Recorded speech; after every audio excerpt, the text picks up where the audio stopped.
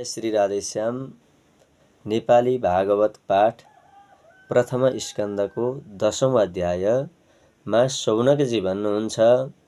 ठग्ने हडप्ने सबात ताईको गरेर नासै लिसाथ भाइको कस्तो भयो राज्य यो दृष्टि रैको त्यो भोगमा चाह थिएन भूपको सुत भन्नुहुन्छ।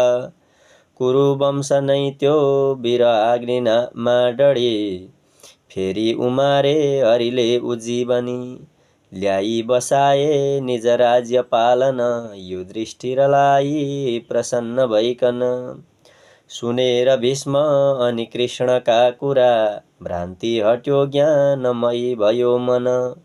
श्री इन्द्र झैं शासन पृथ्वीको गरे आदेशको पालन भाइले गरे। पानी यथेष्ट बर्सन्थ्यो धान्य पूर्ण थिइन् धरा प्रशस्त गाईले दुध दिन्थे खान्थे सबैजना। नदी सागर पहाड वनस्पति लता सब औषधि ऋतुमा दिन्थे चाहेको जति वैभव। आदि व्याधि तथा दैवी भौतिकी क्लेश आत्मिक आए न जनमा कहिल्यै अजात शत्रु भई नृप। बस्नुभो महिना केही हस्तिनापुरमा हरि बहिनीलाई खुसी पार्न बन्धु शोक हटाउन। द्वारिका फर्कने आज्ञा मागी ढोग गरिकन रथमा चढ्नुभो कृष्ण ससम्मान कुनै दिन। सुभद्रा द्रौपदी कुन्ती गान्धारी उत्तराहरू धृतराष्ट्र युयुत्सु र जम्ल्याहा गौतम अरू। भीम धौम्य सत्यवती भए मूर्छित झैं सब नसकी विरह थाम्न कृष्ण बिछोडका क्षण। सत्सङ्गले छुटी जान्छ दुष्ट सङ्गत हरदम बिर्सन्न हरिको नाम सुनेर यस कीर्तन। खाँदा बस्दा कुरा गर्दा सुत्ता उठ्दा सधैँभरि थिए साथ भए दुखी पाण्डव फर्किँदा हरि। चित्त द्रवित साराको हेर्दथे ती निमेष भई स्नेह बन्धनले गर्दा दौडिन्थे विचलित भई। जानुभो देवकी पुत्र नारी नेत्र छचल्किए असकुन नहोस् भन्दै रोके विह्वल जो थिए। बजे मृदङ्ग औ शङ्ख वीणा घण्ट र दुन्दुभी नारसिंह तथा ढोल प्रभु प्रस्थानको मती। चढी अट्टालिका माथि कुरु नारीहरू सब प्रेम मुस्कानले हेरी वर्षाए पुष्प शौनक।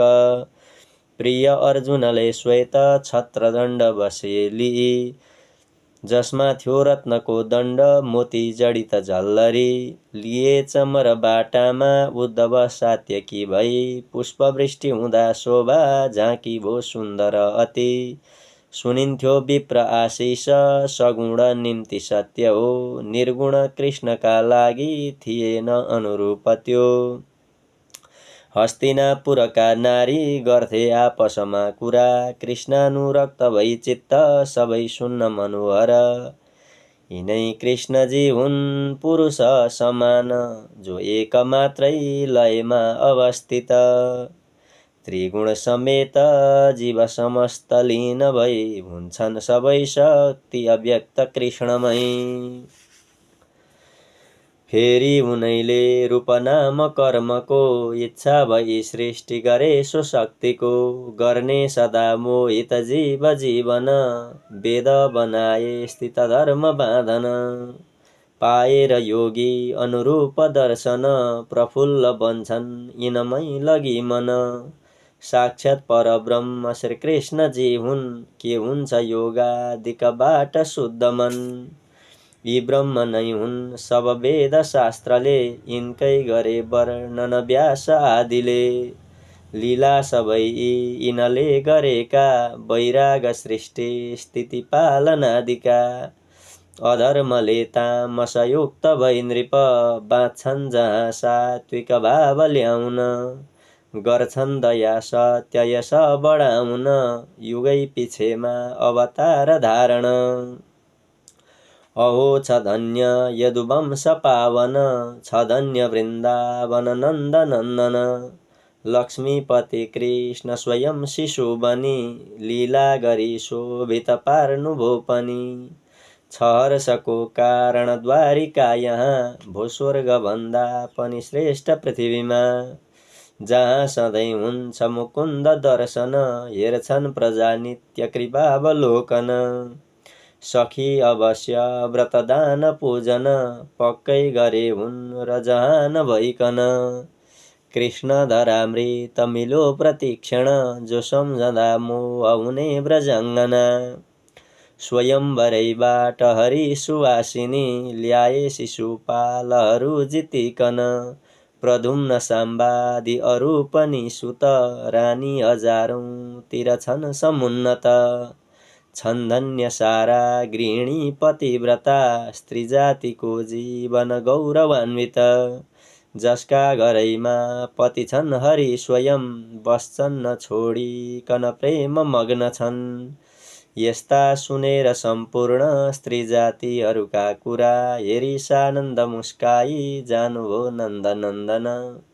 कृष्ण रक्षणका लागि हुँदा स्नेह युधिष्ठिर शत्रु शङ्का गरी सेना पठाए चतुरङ्गिणी। कोही पर पुगी दुखी कौरवादि विदा गरी प्रेमी मित्रहरू साथ द्वारिका जानुभो हरि। कुरु जाङ्गल पाञ्चाल सुरसेन र यामुन ब्रह्मवर्त कुरुक्षेत्र मत्स्य औ मरुधन्वन। सरस्वत र सौवीर आबिर देश पश्चिम अनर्थ आउँदा घोडा थाके भई परिश्रम। सबैतिर गरे पूजा सम्मान नर नारीले स्नान सन्ध्या नित्य कर्म गर्नुहुन्थ्यो मुकुन्दले। यसरी श्रीमद्भागवत महापुराण परमहंस संहिता प्रथम स्कन्धमा श्रीकृष्ण द्वारका गमनम नाम 10 अध्याय। श्रीकृष्ण गोविन्द हरे मुरारे नाथ नारायण वासुदेव अनन्त वैकुण्ठ मुकुन्द कृष्ण गोविन्द दामोदर माधवेति।